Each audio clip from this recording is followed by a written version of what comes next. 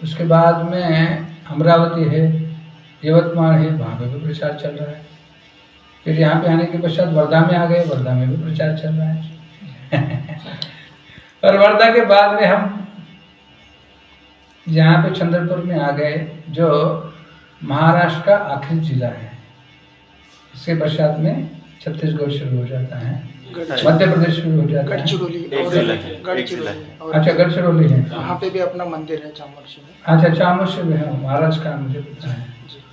हाँ, लेकिन यही यहाँ से ही छत्तीसगढ़ शुरू हो जाता है। तो लगभग हर जिले में ये कृष्ण भक्ति का जो कार्य है, श्रील प्रभुपाद के जो अनुयायी ये कर रहे हैं, और ये देखने के लिए हम यहाँ पे आए हैं। तो आपका धन्यवाद, इस कार्य में आप जुड़े रहिए और जितना ज़्यादा हो सके अधिक से अधिक प्रकार से प्रचार कार्य में जुड़ो। प्रचार नाना प्रकार से आप कर सकते हैं। प्रचार केवल प्रवचन देना मतलब ही प्रचार नहीं है। प्रचार का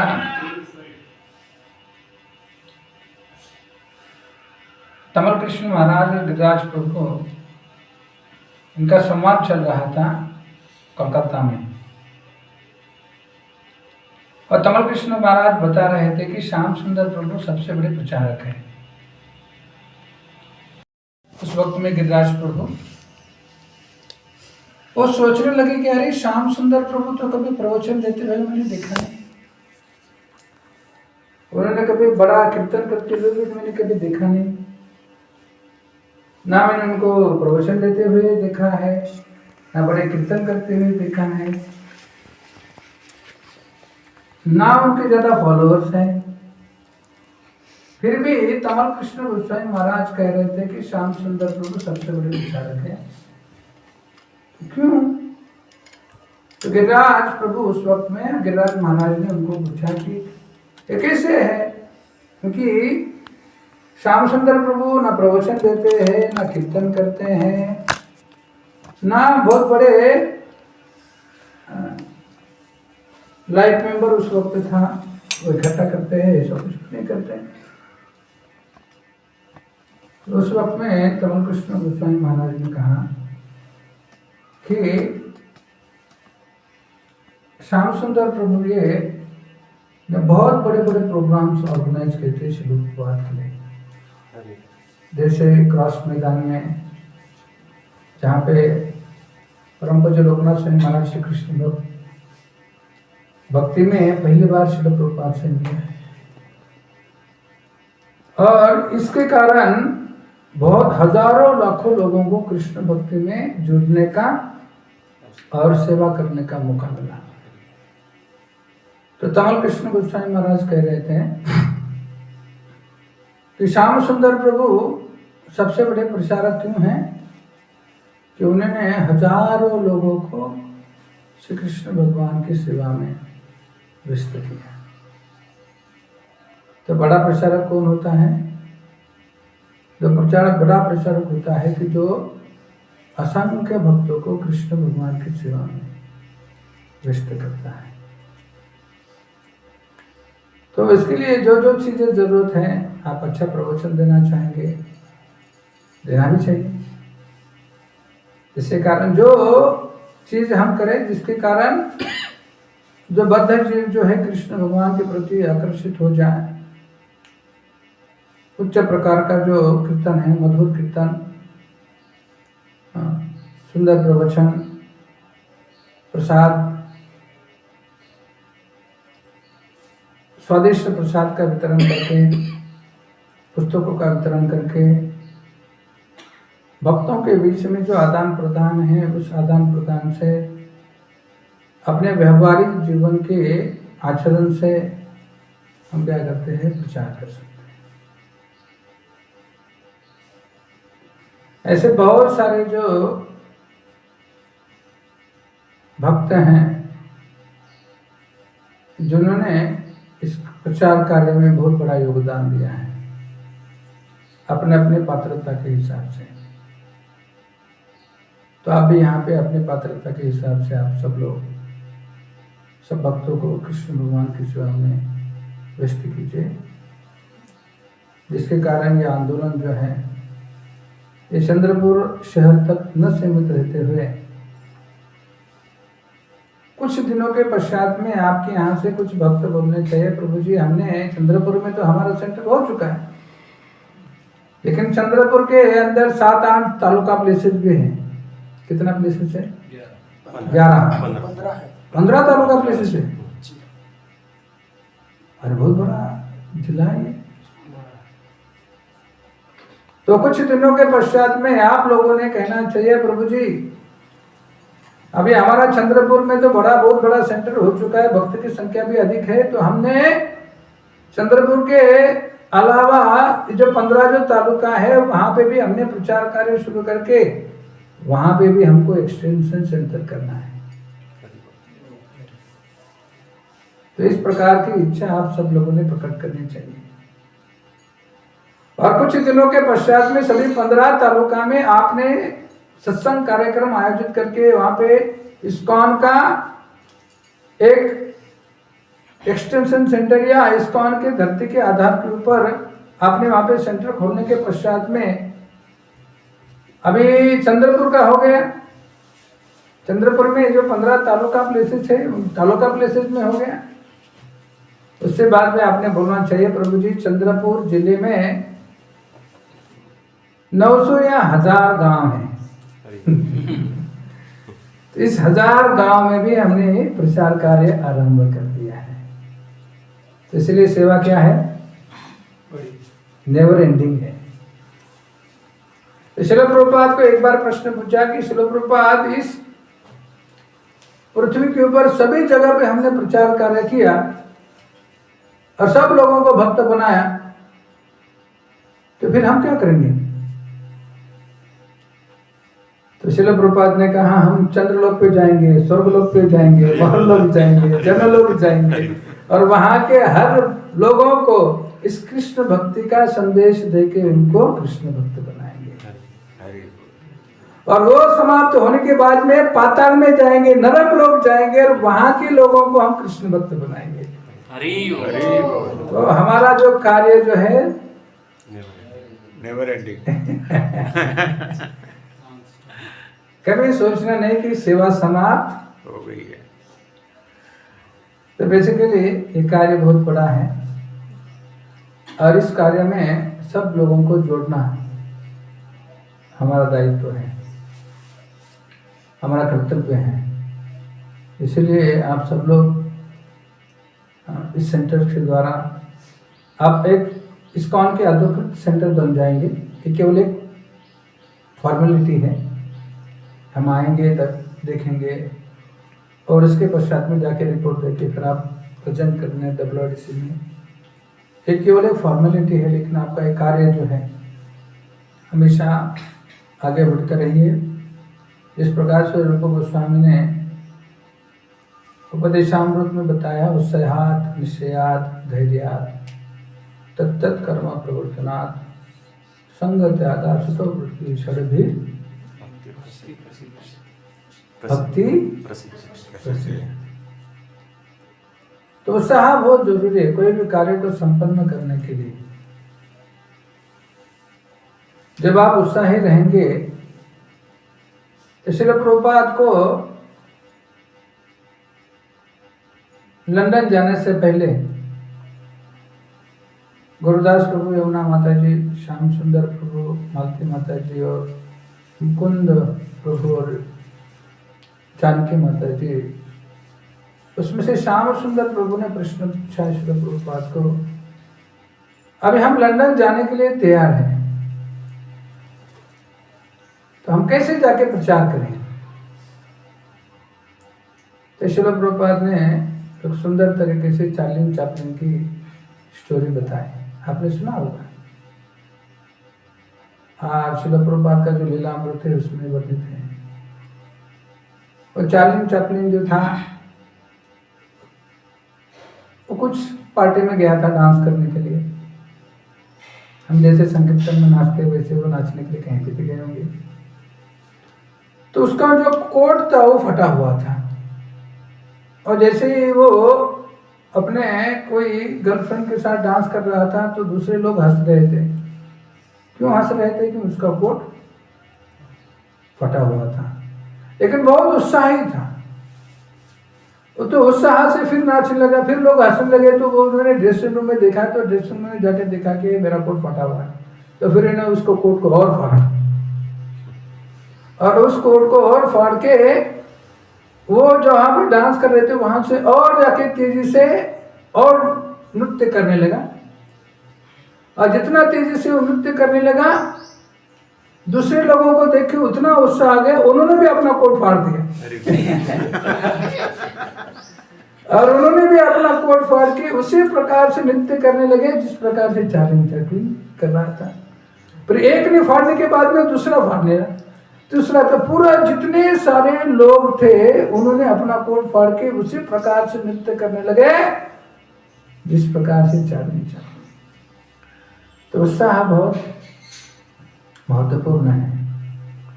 कोई कार्य को संपन्न करने के लिए उत्साह की बहुत आवश्यकता है, और जब हम उत्साह रहेगा तो निश्चित रूप से हमको उसका प्रमाण प्राप्त होगा। उत्साह, निश्चय, धैर्य। निश्चय बहुत महत्वपूर्ण है। संकल्प, श्रीमद् भगवद गीता में 6 अध्याय में भगवान कहते हैं संकल्प प्रभवन् कामा। कोई चीज को संपन्न करने के लिए संकल्प की बहुत आवश्यकता है। बिना संकल्प में हम कोई प्रयोजन या कोई कार्य संपन्न नहीं कर सकते। तो हम सब भक्त यहाँ पे बैठे हैं तो हमको संकल्प है, हमको यहाँ पे एक उचित प्रकार का एक सेंटर या अधिकृत ऐसा केंद्र निर्माण करना है जहां से ये केंद्र बने पूरे चंद्रपुर का। यहाँ से सब लोग विचार कार्य में जुड़े। एक संकल्प करना है, और संकल्प के आधार के ऊपर अपना योजना भी करना है। ये संकल्प करके नहीं है, उसके ऊपर कार्य भी।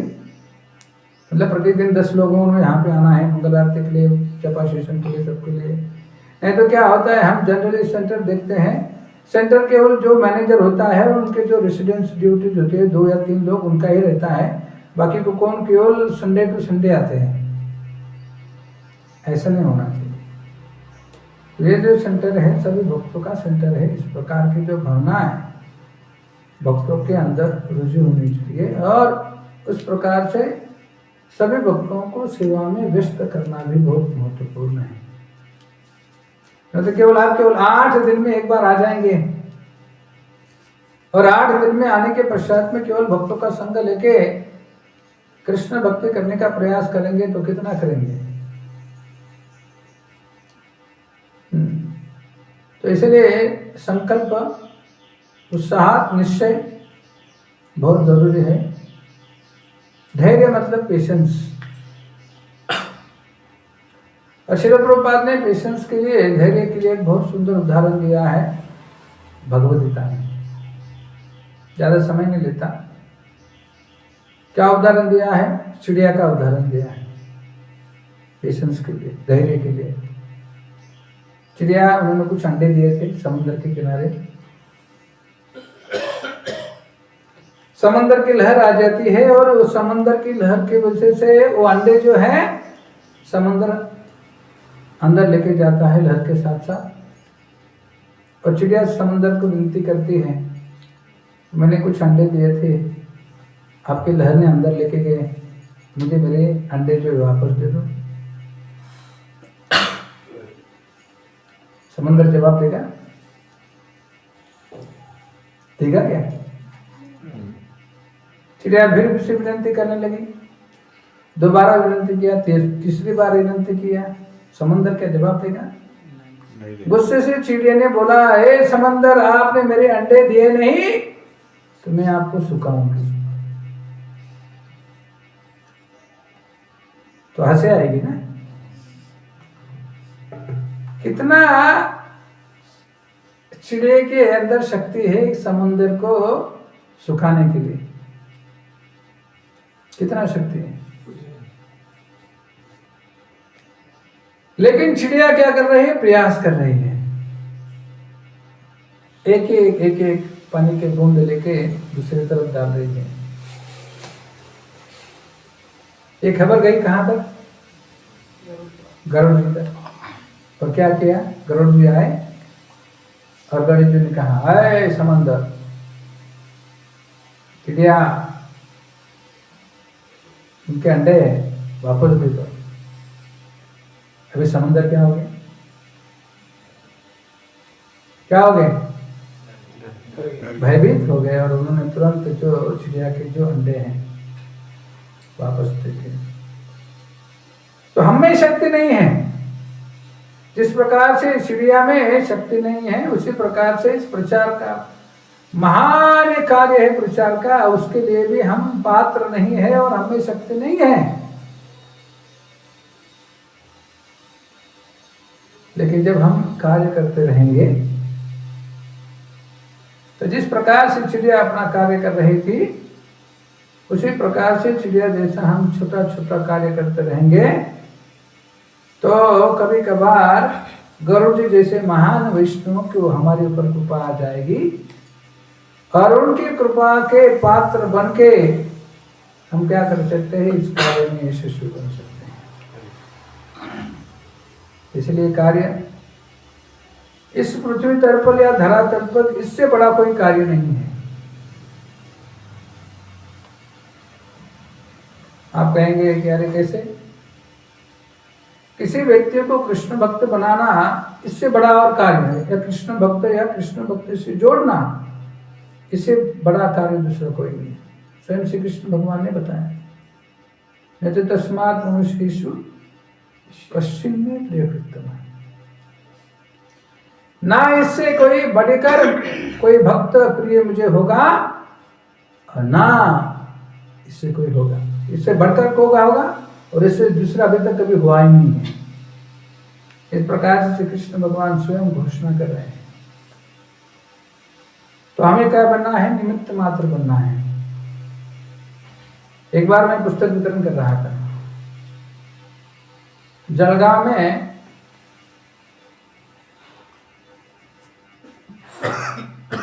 एक धानोरा तालुका है, धरणगांव तालुका है। धरणगांव से एक 30-40 किलोमीटर तक और एक तालुका पेश आता है जहाँ पे सानई गुरु जी प्रोफेसर थे। पता है किसको? अंबरनेर। सही है। तो हम अंबरनेर जा रहे थे और जैसे अंबरनेर जा रहे थे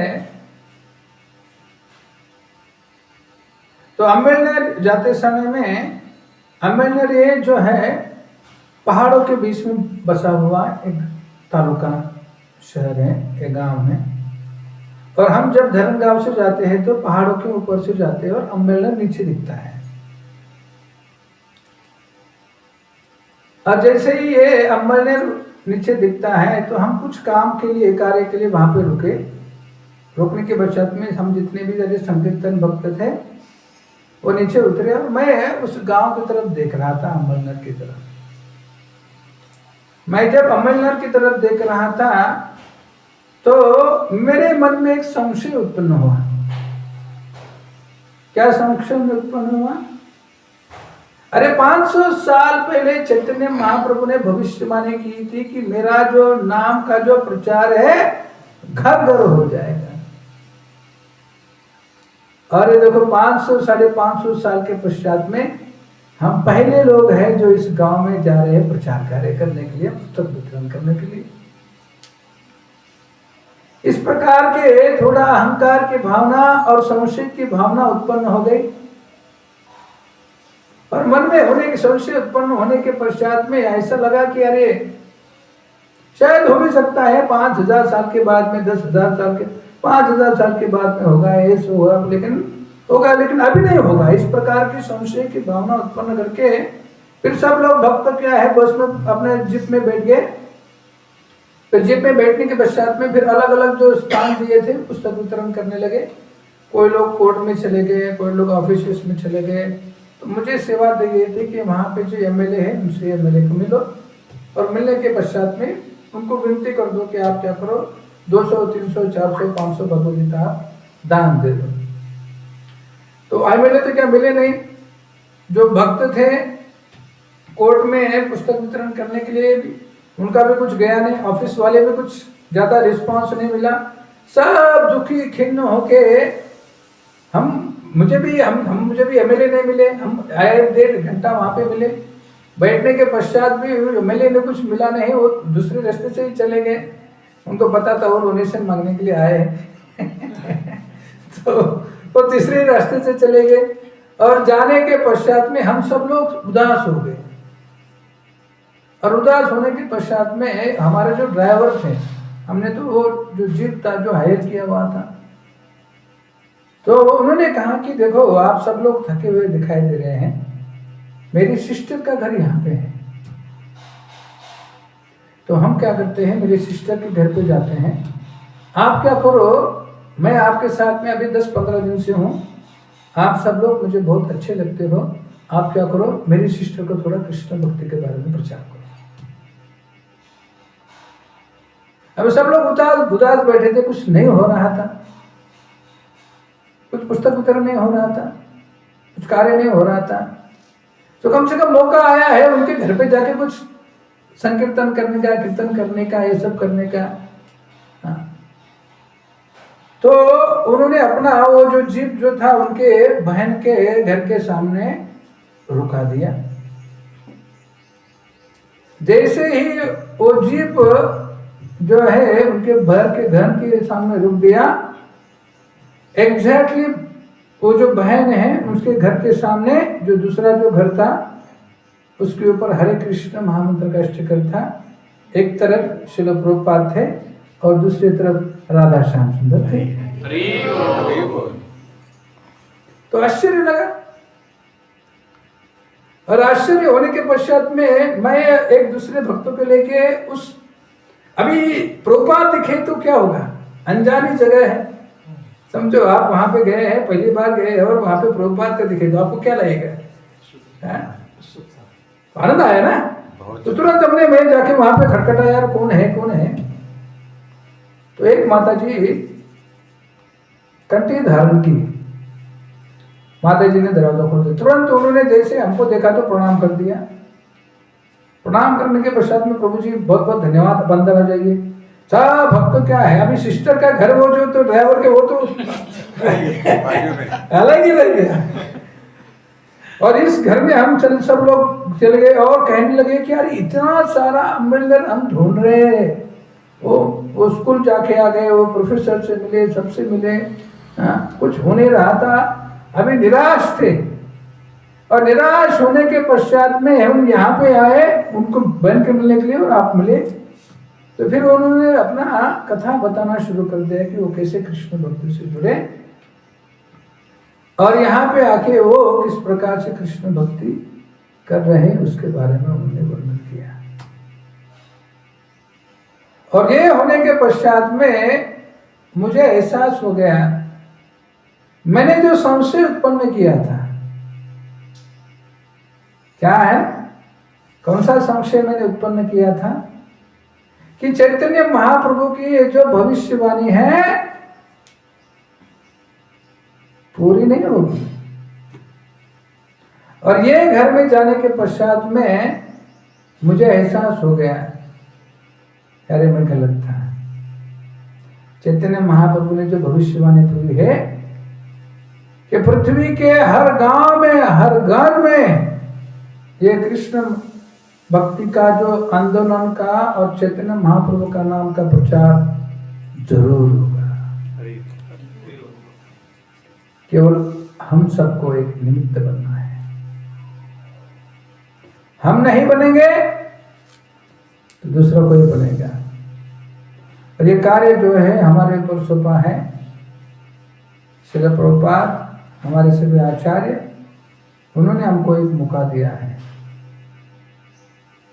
तो एक बार किसी भक्त ने श्रील प्रभुपाद को प्रश्न पूछा कि अरे स्वयं चैतन्य महाप्रभु ने कृष्ण भक्ति का प्रचार पूरे भारतवर्ष में, दक्षिण भारत में किया, उत्तर भारत में उन्होंने प्रचार किया, फिर उसके बाद भक्ति सिद्धांत सरस्वती ठाकुर महाराज, भक्ति विनोद ठाकुर, ये सब इतने महान आचार्य होने के पश्चात भी वो क्यों पूरे विश्व में चले नहीं गए और उन्होंने ये कृष्ण भक्ति का प्रचार क्यों नहीं किया? तो श्रील प्रभुपाद ने कहा वो कार्य उन्होंने मेरे लिए रखा था। और श्रील प्रभुपाद ने बाकी का जो कार्य जो है, श्रील प्रभुपाद गए, प्रोमिनेंट प्लेसेस पे गए, जगह पे चले गए और उन्होंने कृष्ण भक्ति का प्रचार किया। लेकिन चंद्रपुर जैसे एक छोटे से जिले में वो प्रचार कार्य करने के लिए वो कार्य वो हमारे लिए रखा हुआ है। तो आप सब लोग घर घर जाइए, जहाँ जहाँ गलियां हैं, जहाँ जहाँ बस्तियां हैं, वहां पे जाके इस कृष्ण भक्ति का प्रचार अथाशक्ति जितना हो सके उतना कर लीजिए और एक माध्यम बनिए इस कृष्ण भक्ति का आंदोलन को आगे बढ़ाने के लिए। धन्यवाद। हरे कृष्ण। हरे कृष्ण। श्रील प्रभुपाद की जय। रास गोविंद प्रभु जी की जय।